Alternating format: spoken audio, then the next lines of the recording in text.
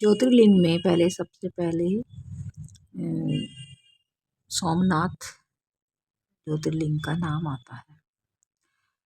पहले उन्हीं के माहात्म्य का सावधान होकर सुनो कि उसका क्या महत्व है। हे मुनीश्वरों, महात्मा वामना प्रजापति दक्ष ने अपनी अश्विनी आदि 27 कन्याओं का विवाह चंद्रमा के साथ कर दिया। चंद्रमा को स्वामी के रूप में पाकर वे दक्ष कन्याएं विशेष शोभा पाने लगी तथा चंद्रमा भी उन्हीं पत्नी के रूप में पाकर निरंतर सुशोभित होने लगे। उन सब पत्नियों में जो रोहिणी नाम की पत्नी थी, एकमात्र वही चंद्रमा को जितनी प्रिय थी उतनी कोई भी दूसरी पत्नी उन्हें प्रिय नहीं थी। इससे दूसरी स्त्रियों को बड़ा दुख हुआ। वे सब अपने पिता की शरण में गई। वहां जाकर उन्होंने जो भी दुख था उस अपने पिता को बता दिया। हे ब्राह्मणों, वह सब सुनकर दक्ष भी बहुत दुखी हुए और चंद्रमा के पास जाकर शांतिपूर्वक बोले, हे चंद्रमे, तुम निर्मल कुल में उत्पन्न हुए हो। तुम्हारे आश्रय में रहने वाली जितनी स्त्रियां हैं उन सब के प्रति तुम्हारे मन में न्यूनाधिक भाव क्यों है? सबके समान समान भाव क्यों नहीं है? तुम किसी को अधिक और किसी को कम प्यार क्यों करते हो? अब तक जो किया सो किया, अब आगे फिर कभी ऐसा नहीं करना, क्योंकि इससे तुम्हें नरक मिलेगा। सूर्य जी कहते हैं, महर्षियों, अपने दामाद चंद्रमा से स्वयं ऐसी प्रार्थना करके प्रजापति दक्ष घर को चले गए।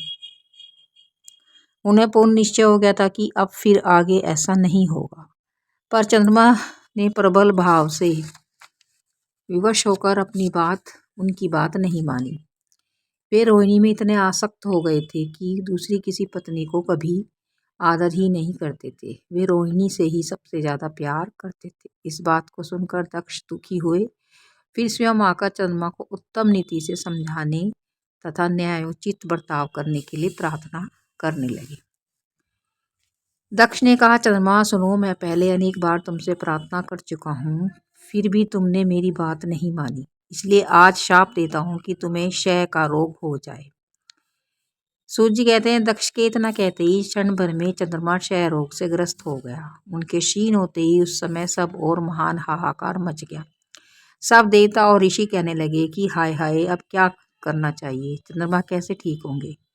इस प्रकार दुख में पड़कर वे सब लोग विवल हो गए।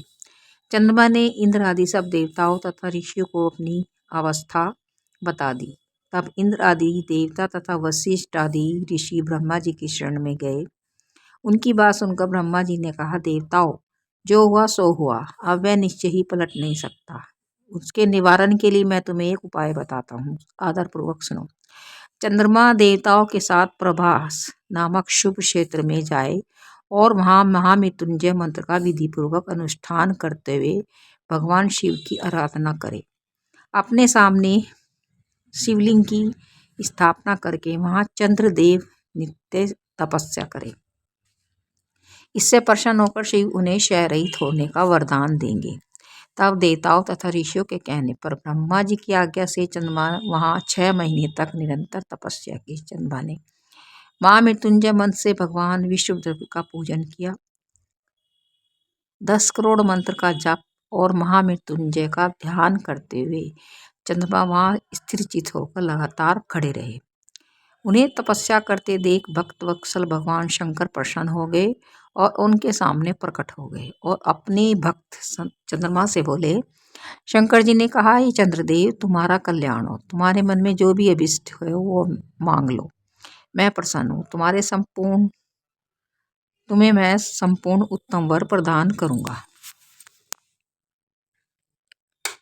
चंद्रमा बोले, देवेश्वर, यदि आप मुझ पर प्रसन्न हैं तो मेरे लिए क्या असाध्य हो सकता है।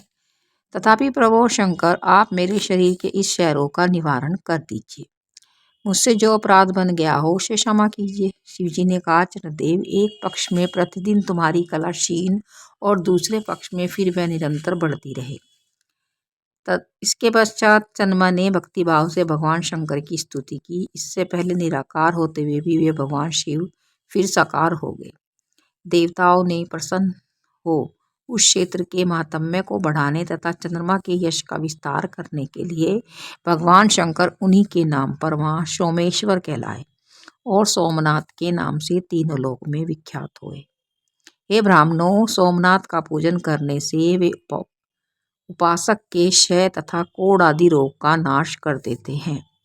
ये चंद्रमा धन्य हैं, कृतकृत्य हैं, जिनके नाम से तीनों लोकों के स्वामी साक्षात भगवान शंकर भूतल को पवित्र करते हुए इस प्रभास क्षेत्र में विद्यमान है। वहीं संपूर्ण देवताओं ने सोम कुंड की भी स्थापना की, जिससे शिव और ब्रह्मा का सदा निवास माना जाता है। चंद्रकुंड इस भूतल पर पाप नाशन तीर्थ के रूप में प्रसिद्ध है। जो मनुष्य उसमें स्नान करता है वे सब पापों से मुक्त हो जाता है। क्षय आदि जो असाध्य रोग होते हैं वे सब उस कुंड में 6 मास तक स्नान करने से नष्ट हो जाते हैं। मनुष्य जिस फल के उद्देश्य से इस उत्तम तीर्थ का सेवन करता है और उस फल को सर्वथा प्राप्त कर लेता है, इसमें संशय नहीं है। चंद्रमा निरोग होकर अपना पुराना कार्य संभालने लगे। जब वे ठीक हो गए तो फिर से वे अपना कार्य संभालने लगे। इस प्रकार सोमनाथ की उत्पत्ति का सारा प्रसंग मैंने तुमको सुना दिया। हे मुनीश्वरों, इस तरह सोमेश्वर लिंग का प्रादुर्भाव हुआ और जो मनुष्य सोमनाथ के प्रादुर्भाव की इस कथा को सुनता है अथवा दूसरों को सुनाता है वह संपूर्ण अभिष्ट को पाता है और सब पापों से मुक्त हो जाता है। तो इस प्रकार सोमनाथ के मंदिर में जाकर शिव की पूजा करने से क्षय आदि रोग नष्ट हो जाते हैं और वहाँ के कुंड में हमें 6 महीने तक वहाँ पर रहकर स्नान करना चाहिए, या आप जब भी वहाँ पूजा के लिए जाए तो उसमें स्नान अवश्य करें। तो इससे भी क्षय आदि रोग दूर होते हैं, हमारे पाप सभी नष्ट हो जाते हैं। आगे और ऐसी कथाओं के लिए चैनल को लाइक और सब्सक्राइब करना न भूलें और कमेंट करके बताएं कि आपको मेरी यह जानकारी कैसी लगी। ये जो सब कथाएं हैं आपके साथ शेयर कर रही हूँ, ये शिव पुराण की कथाएं हैं, तो इसे आप दूसरों के साथ भी शेयर करना न भूलें, जिससे उन्हें भी भगवान शिव की लीला का पता चल सके। तब तक मिलते हैं अगली वीडियो में। राधे राधे, हर हर महादेव, जय श्री कृष्ण।